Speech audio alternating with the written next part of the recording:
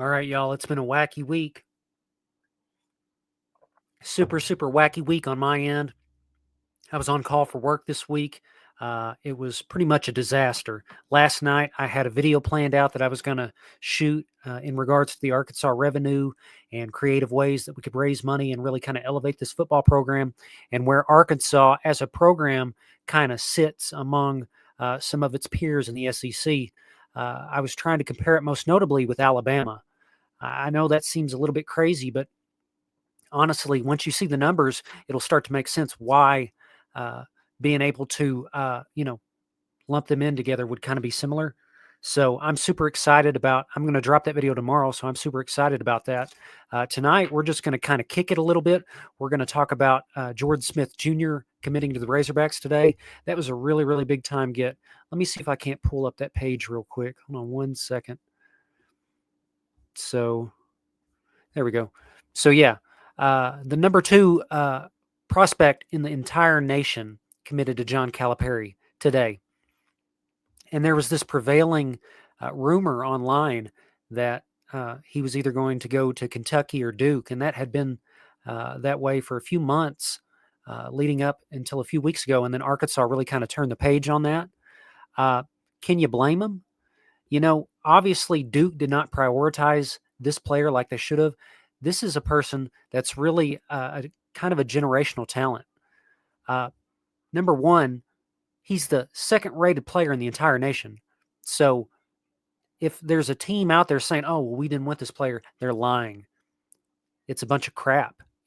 People will just say that it's a coping mechanism that some of these larger programs use when they lose a player to Arkansas. Because make no mistake, Arkansas is a blue blood in basketball, and it's been that way for years and years and years. I don't really cover Arkansas basketball. I think I'm going to start doing more content about that. I just don't, I'm not a basketball watcher. You know what I mean? So, I'm not really the one to ask about stats and players and, player evaluations and stuff like that. I mainly focus on football. But tell me what y'all think about Jordan Smith coming to the Hogs in the comments. There was a lot of butthurt Duke fans about this.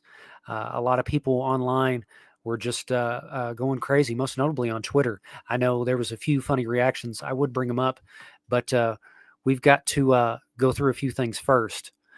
So real quick, let me pull up the comments real quick. So Casey says, what record do you think the first year for the football team? I think Arkansas more than likely is going to be around 6, 5, 4 wins, somewhere in there. I think this team, now, that's just what I think right now. Obviously, they just lost the defensive line coach. He went to Indianapolis. He wasn't even on campus 2 months. It was pretty much he was only on campus for like 30 days. You know what I mean? So depending on who they bring in for the defensive line, that'll kind of skew my judgment a little bit. I think that Arkansas could be in a position to win possibly 8 ball games if things go right. Now, obviously, I'm not saying that they're going to win 8 football games as things are right now, but this is a completely new team. We have no idea what to expect out of this team. They brought in, I think, over 40 new players, I believe. So Razor Pride says, "Gotta love how Duke said they got their player a couple weeks ago, and then they went a different route." Yeah, it's just a coping mechanism. That's all it is. It's some grade A cope. It's the same thing about Memphis fans saying, "Oh, well, we didn't really like Ryan Silverfield anyway." When the dude won 11 games a year ago, you know what I mean? He won 29 games in 3 years. That's averaging almost 10 wins a year. So anytime you see something like that, it's always laughable. I get a chuckle out of it. I try not to troll too much on Twitter. I'm a notorious troll, especially towards Kentucky, as things sit right now. So Razor says, we've got 3 5-star players. Yeah, let's pull that up real quick. Friday nights, it's kind of more casual. Tomorrow, I'm going to kind of break into the football revenue. But tonight, we're just going to kind of hang out and go over a few things that are on my mind and on y'all's mind. So right now, they're ranked 5th in the nation. They've got J.J. Andrews, Adu Torre, and now Jordan Smith. So J.J. and Adu have already signed. And I'm not sure why 247 has a due as a 4-star when he's the 26th ranked player nationally. And anytime somebody's in the top 30, that it should automatically make him a 5-star. It's a lot of crazy stuff goes on behind, these recruiting services and the way they rank Arkansas players. Like I said, Arkansas is not the biggest media market, so they tend to throw that glaze to other more notable programs, even though Arkansas has 100% earned that. There's no denying Arkansas basketball is back. It hasn't been this way since the 90s. Arkansas is bringing in so much talent. The college basketball world really doesn't know what to do with Arkansas right now. So they always just defer to being indifferent or acting like, oh, well, Cal can recruit, but can he coach? When obviously we know Cal can coach too. He took not the greatest roster to the Sweet 16, last year. So, I mean, it's just a bunch of shade. Jeff Goodman actually went on Paul Feinbaum the other day and said, Arkansas is really talented, but I don't trust Coach Cal's coaching. So, I mean, you can't say something like that when Coach Cal has won a national championship, been to multiple Final Fours, So, there's a lot of shade, especially from the field of 68. They throw a lot of shade Arkansas's way, and people rightfully so call them out in the comments section. Arkansas is having a phenomenal year so far. I would have liked to have seen them beat Houston, I would have liked to have seen them split the series between Duke and Houston. I would have liked to have seen a win there, but honestly, the way Cal's teams play, they play better towards the later end of the season. And that's really kind of when you want to peak. You don't want to win 30 basketball games and then lose in the first round of the tournament. It's better to, be, around that 20-10 mark and getting hot as you enter the tournament. I think that bodes well better because at the end of the day, it's all about the tournament. Last year we started out 0-5 in conference and then made the Sweet 16. So the only time people bring up that 0-5 start is when they contrast that to the Sweet 16 run that Arkansas made. So Casey says, what do you think about KJ and AJ? So here's what I feel about the quarterback situation. I feel like KJ is going to be the starter. You got to remember, KJ Jackson was a highly rated recruit coming out of high school. He was one of the highest rated recruits in his recruiting class. Dude's got a rocket of an arm. I know he's a lefty, but honestly, if Bobby Petrino trusted him enough to make him the backup to Taylon Green, who was a freak of nature, wonderful athlete, just made really, really bad decisions. I believe KJ is going to be the starter, but AJ does have the talent to push KJ, if that makes sense. So AJ was actually rated higher coming out of high school than KJ. So there's a lot of KJ-AJ action going on. I'm trying not to get my words mixed up, but I believe KJ is going to be the starter. I believe KJ Jackson has done everything the right way. I believe he stuck with the program during the coaching transition. Obviously, we've seen a lot of players get processed. They only lost a few players that they would have liked to have kept off that roster.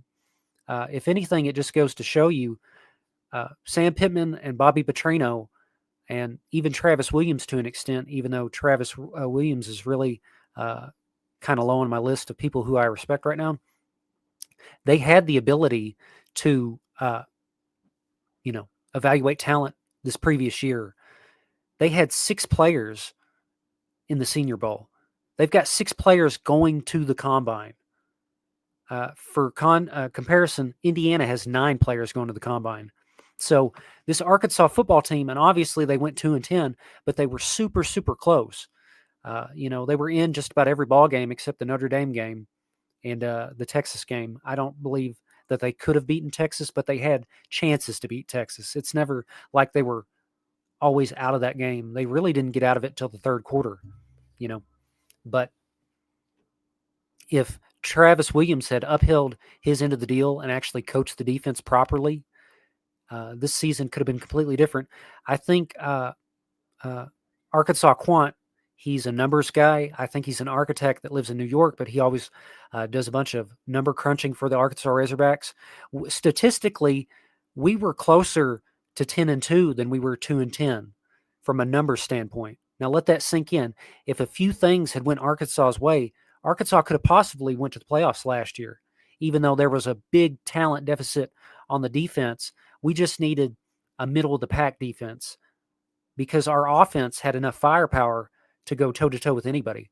But obviously on the defensive side, we've seen it go really downhill. They were near the bottom of every major defensive statistical category in the nation. You can't win football games like that. I don't care if you've got Cam Newton and Bobby Petrino and Darren McFadden and all those players on the offense. If you can't make basic tackles and apply pressure to the quarterback and come up with an interception or a fumble at least once a game, or hell, once every 2 games would have been nice, I think there was like 4 or 5 games where Arkansas did not get a single turnover. That's ridiculous. But I'm trying not to get worked up about it. We're just trying to have a relaxed Friday night. I missed y'all. Like I said, I've been on call this last week. It's just been crazy. I put out a few videos, but I think Arkansas nuked my views just because I haven't been posting regularly like I normally do. I try to make 5 to 6 videos a week, and I'll normally take a day or 2 off. But, it's just been super tough on my end. How's the weather down in Arkansas? I got like 6 inches of snow over the weekend. By the way, going back to that Arkansas defense, Marion Hobby went to the Indianapolis Colts, which just absolutely blows my mind. I was super excited about Marion Hobby, guys. I'm going to be honest. Marion Hobby was, to me anyway, I felt like Marion Hobby would have been the deciding factor in a good defense just because Marion Hobby had been the architect of a lot of really, really great defenses at Clemson. He spent some time in the NFL, but I don't believe he was ever destined for the NFL just because he kind of washed out of it and ended up as an analyst at Tennessee, which isn't a bad thing. You see all the time former defensive coordinators and even head coaches going to be an analyst somewhere. Brett Bielema famously did it for the New England Patriots. But I was super excited because he was a top-notch recruiter and he could really, apply pressure to the quarterback, which is what Arkansas desperately needed. And I was just surprised by it just because Arkansas let Marion Hobby spend the bulk of the NIL money on the defensive line. So you've got a ton of money coming in this next year, and all Arkansas has to do is win a few ball games. And I fully believe that they're going to have one of the best portal classes next year just because they're going to break some of that narrative, that negative narrative surrounding the team. So Razor Pride says it's been in the 70s. I wish that it was that up here. It's been anywhere to low to mid 20s. I get sick of the winter up here. I miss living down south extremely much. I've always kind of been cold natured. So the winters in the Rocky Mountains, they've really kind of been rough on me. I've been up here for a few years now. But I know there's a baseball game going on, but I just wanted to hop on here and connect with y'all. We've got to figure out who's going to be the new defensive line coach. Ideally, I'd like to see them pull a Power 4 coordinator, not defensive coordinator, but position coach, defensive line position coach, away from preferably somebody in the conference, in the SEC or the Big 10 or the Big 12. Arkansas has the money. They were paying Marion Hobby $700,000, which is on the higher end of coaches' salaries for that position. To me, defensive line and offensive line is right below the quarterback position. So you've got to pay him premium money. Like I've said before, not all money is the same money. Obviously, if a job comes open at like a place like LSU or a place like Ohio State, Arkansas would have to pay more to land that position coach. But at this point in the program, you've got to do it. You've got to break open the money. And I believe the money's there. I've got some notes that are sitting right next to me. We're not going to go over it tonight just because it's late at night. And, I'm not the best with numbers, but I've got some notes right here that we're going to go over tomorrow about where Arkansas sits in regards to a program like Alabama, because I pulled up Arkansas released the revenue reports from this previous year this past week. So I pulled them up and then compared them with the revenue reports from Alabama. And there was quite a few interesting things that I found in the numbers. I'm not trying to, lead you on, but I'm planning on doing that tomorrow. I don't know if I'm going to go live to do that, just because when I go live, I like to, talk with the chat and interact with y'all. And sometimes that doesn't make the best for getting like a ton of information out there. So Razor Pride, oh, hold on. Phil said, go Hogs.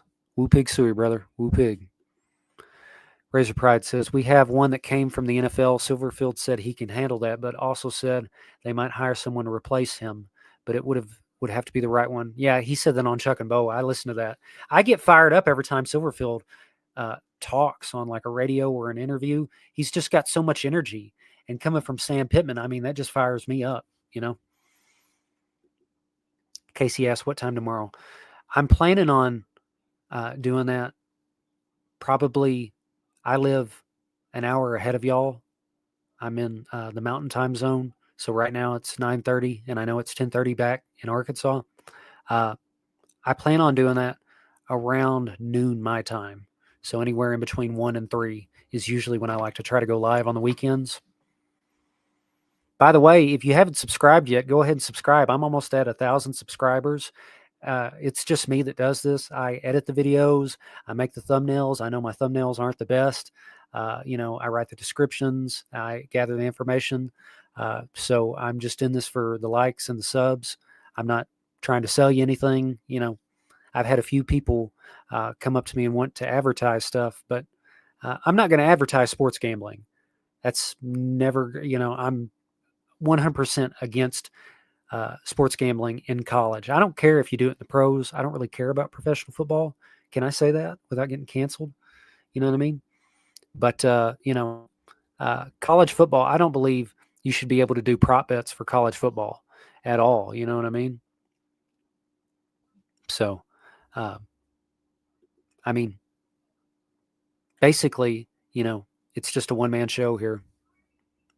And the baseball team won. Yeah, I tried to pull up the score on that, but ESPN was like super weird about that. It was showing me like scores from last year, but I couldn't like click on the baseball thing itself. I had to pull up like the Arkansas Democratic Gazette. Let me see here.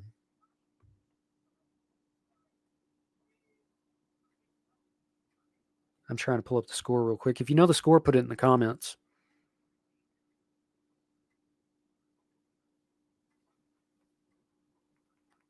Hold on. Yeah, I'm on my phone and it's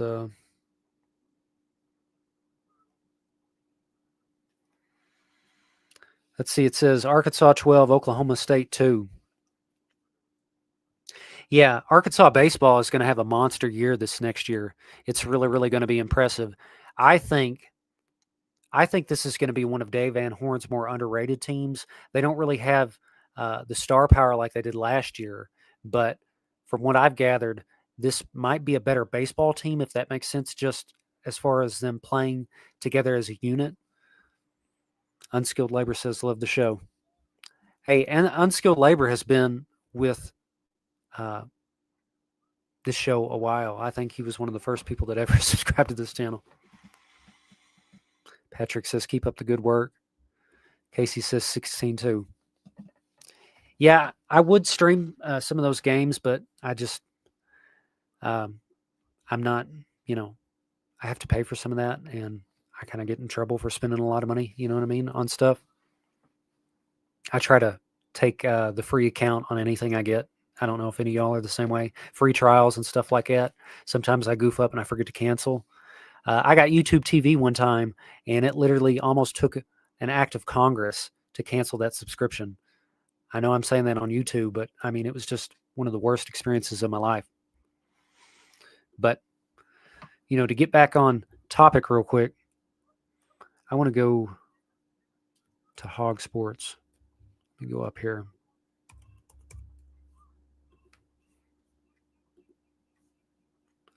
I'm going to go. So I don't know if they've posted another a list of who they want for defensive line coach. I was sitting there and I was thinking maybe, and I know some of y'all are going to call me crazy for this, but I was sitting here and I was thinking maybe we could get uh, somebody like Ed Orgeron. You know what I mean? He's a terrific recruiter. He said it multiple times that he wants to come back to coaching, and he doesn't necessarily want to be a defensive coordinator or a head coach. He said he was perfectly fine with coaching the defensive line. Say what you will about the man, but the dude's had nasty defensive line wherever he's been, whether that be at USC or at LSU. Uh, he's really been able to recruit with some of the best of them. I've listened to some of his interviews. Now, some things that I don't like about Edo, there's some off the field stuff that Orgeron struggles with. Uh, Mainly, I've heard that he's kind of a womanizer.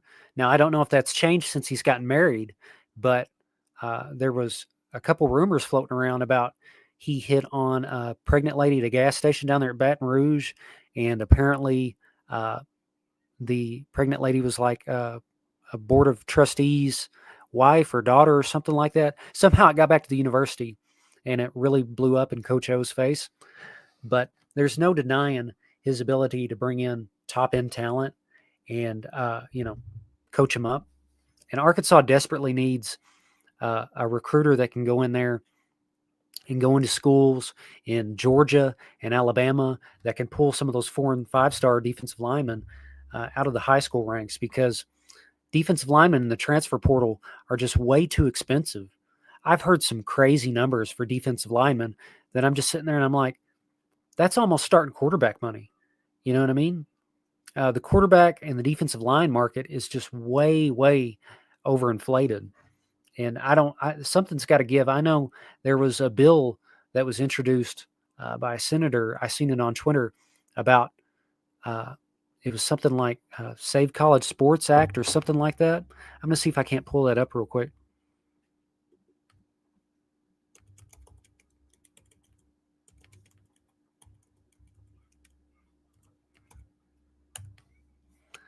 I'm Googling real quick. I think I found it.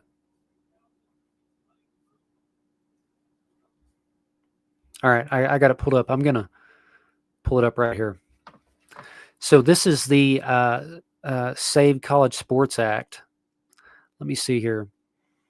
Apparently, I don't think this is the right one. It might be.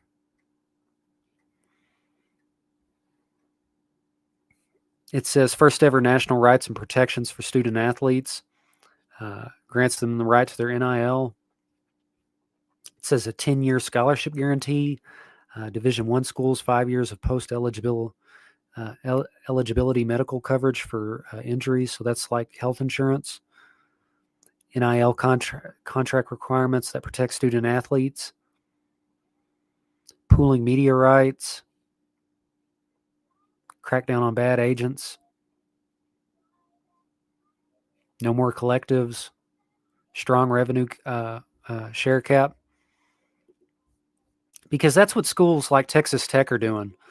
So we've got a salary cap for college sports, but NIL is not included in that salary cap, and there's no enforcement going on.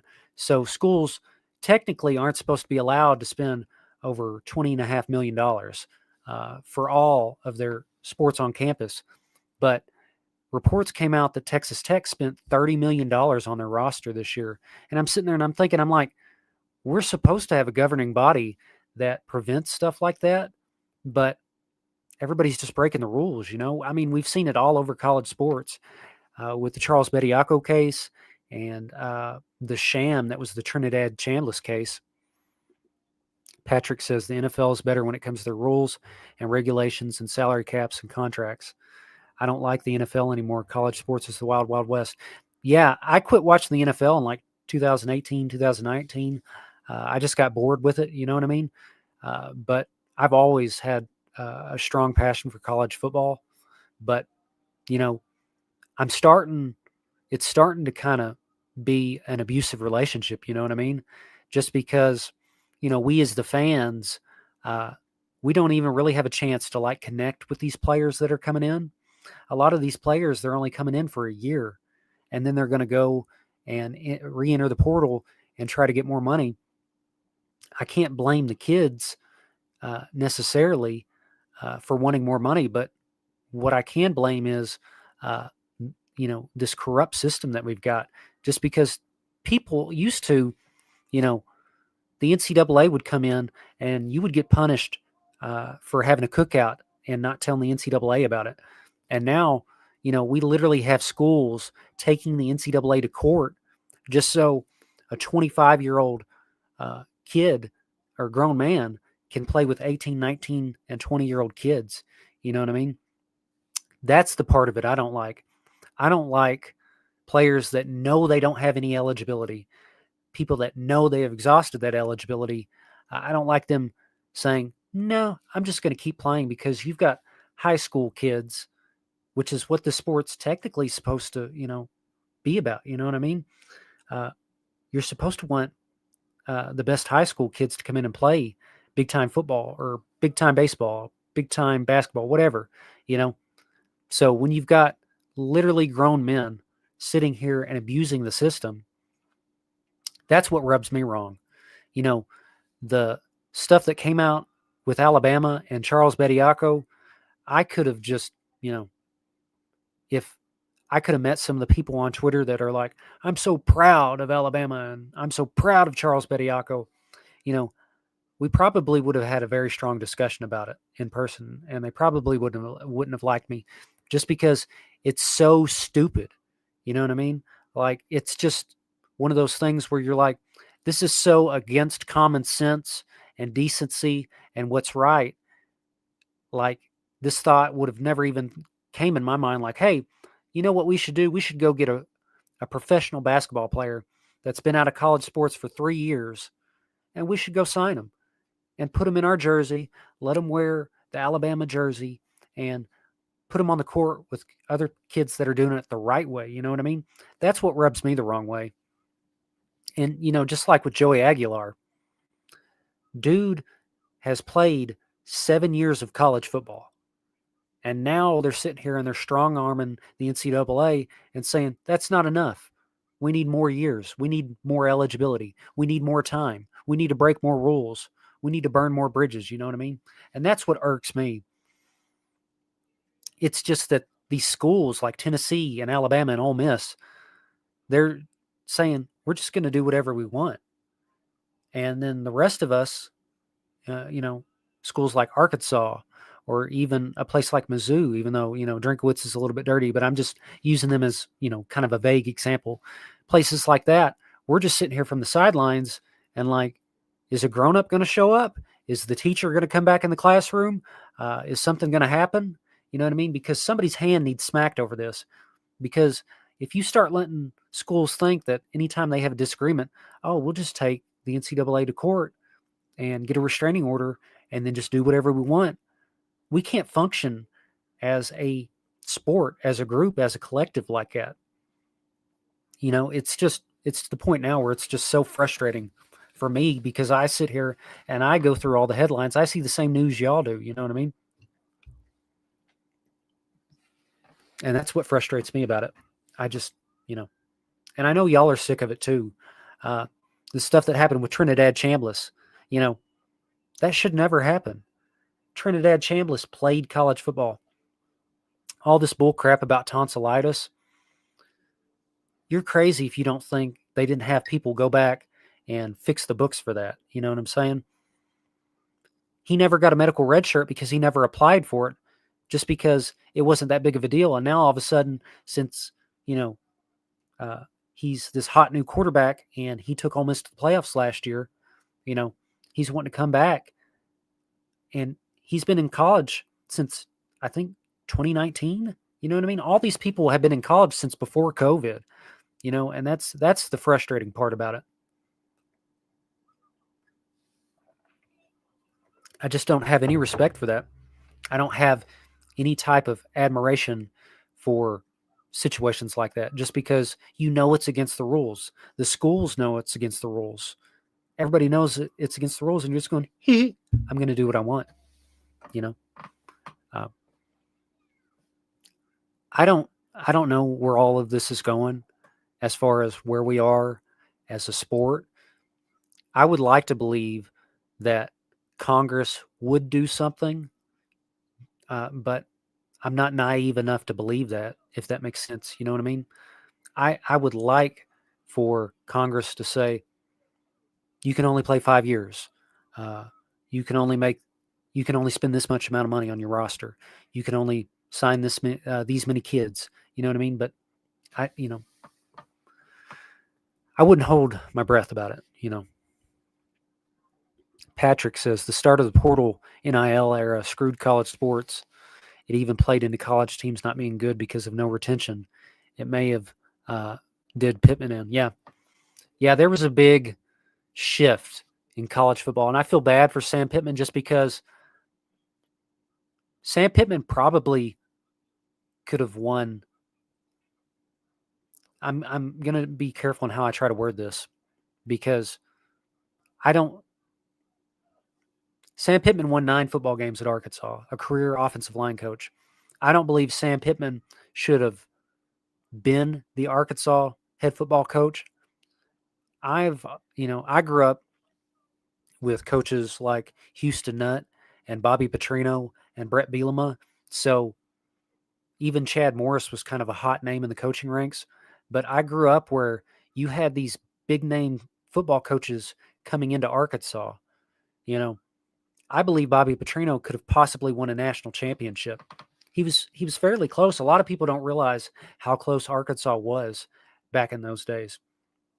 Houston Nutt, I don't believe Houston Nutt could have won a national championship, but you can't deny the results that Houston Nutt had. That was the last SEC West division Arkansas won, was in 2006. So you can't deny the results. Now, obviously, Bobby Petrino was a better football coach than Houston Nutt. A lot of people don't remember Bobby Petrino interviewed for the Alabama job. Alabama was almost ready to offer Bobby Petrino if Nick Saban didn't take the job. A lot of people don't realize that. I heard that on Paul Feinbaum, who covered that. He kind of said it out of the blue, which is what really surprised me. But, Bobby Petrino at that point in time was looked at comparably to Nick Saban as far as good head football coaches. So Arkansas getting Bobby Petrino, a lot of people nowadays don't realize how big of a deal that was. You know what I mean? Because he was a sitting NFL coach. And then even with the Brett Bielema stuff, you had Brett Bielema. He had literally won the Big Ten 4 years in a row.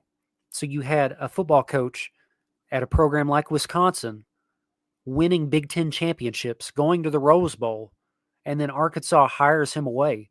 I mean, that was probably the biggest power move I've seen from Arkansas football, just to be able to go in and say, Big Ten, we're going to take one of your head football coaches who just so happened to be one of your best football coaches. I just remember the shock and awe around the country, and that's what made the Brett Bielema hire so great for me anyway, just because I like the look on people's faces when they're like, he's going to Arkansas? You know what I mean? Just because people have no idea what a program like Arkansas really is, or what Northwest Arkansas really is. You know what I mean?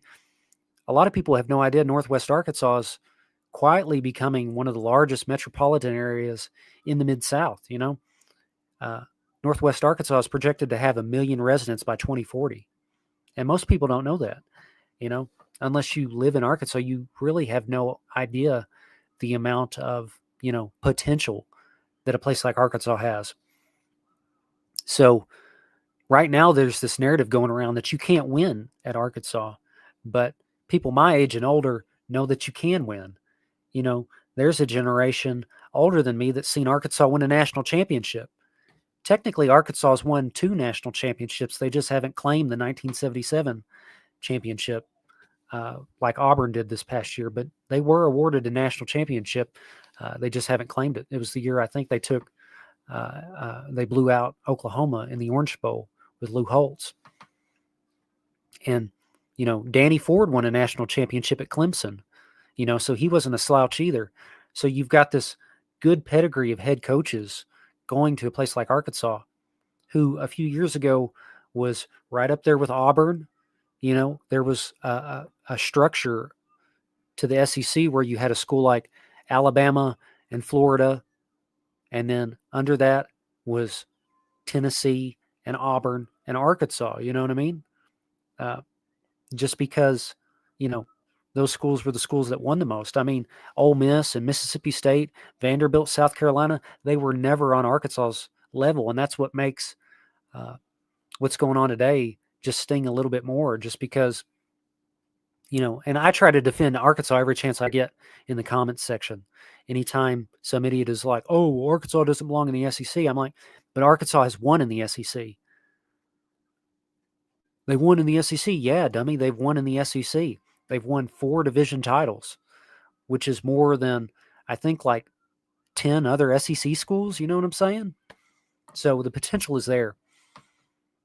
And that's why, since the beginning of the Silverfield hire, I've been excited about it, just because I know Silverfield, if given the resources, can win at a high level, and he's one of those guys that can win in this modern transfer portal era. He surrounds himself with people that can go out and get the most out of their players. The Memphis strength and conditioning coach is better than Ben Souders in almost every way. Memphis was not tired at the end of that football game that they played Arkansas, and that's why they were able to bully Arkansas on the line of scrimmage and win that game, So the potential is there. This defensive line hire is going to be really important. I've not seen any names connected with the job so far. I don't know if they're going to promote somebody on the staff. Like I said, I'd like to see them go out and pull a power move and just hire somebody away. By the way, Arkansas is not the only program that lost position coaches to the NFL. LSU just lost a position coach, and Oklahoma did too. So it's a pretty common thing when the NFL season gets over, NFL team starts plucking people off.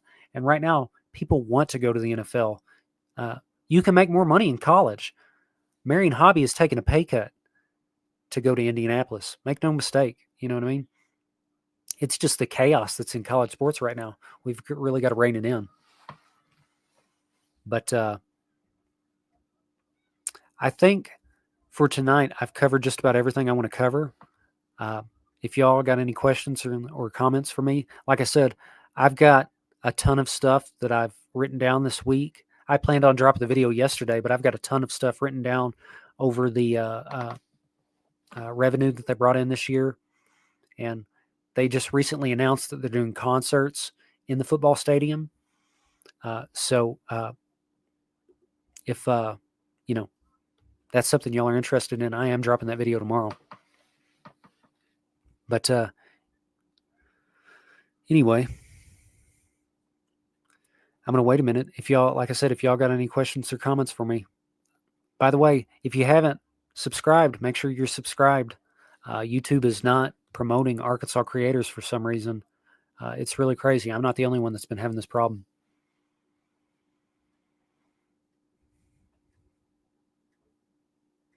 And tomorrow I'm thinking about doing a call-in show if that's something y'all are interested in.